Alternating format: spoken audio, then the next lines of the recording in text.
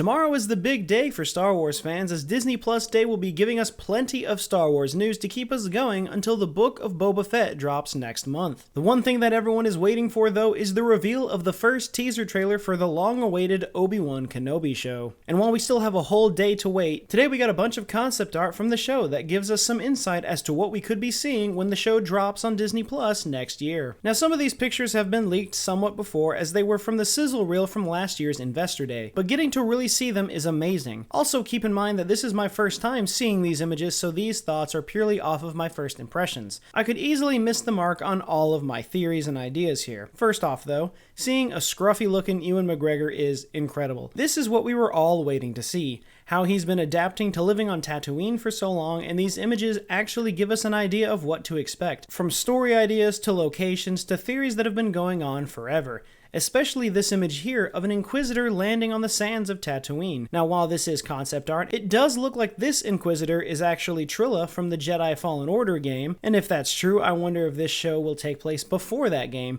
or if they plan on using a different Inquisitor. Again, it is just concept art. I also love the art they used for the ship for the Inquisitor, because it very closely resembles Director Krennic's Delta-class shuttle that we saw in Rogue One. Now, there are 3 shots that really surprise me, and they're all locations that are clearly not Tatooine. The first being what looks like the outside of a club or maybe even a bar.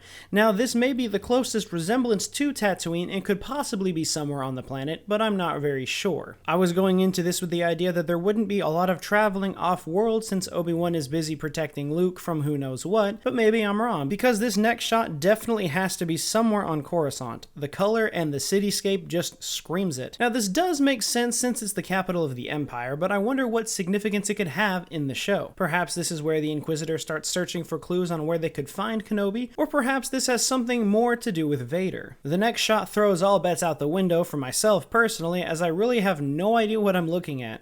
I see a bunch of snow speeders, and at first glance I mistaked it for Echo Base, but I don't see why that area in particular would be significant for the story, especially when I don't think Echo Base was even established at this point, but maybe I'm wrong, and maybe we'll get more of a rebel aspect in the show than what we first thought. But the last shot I think is what everyone is excited for.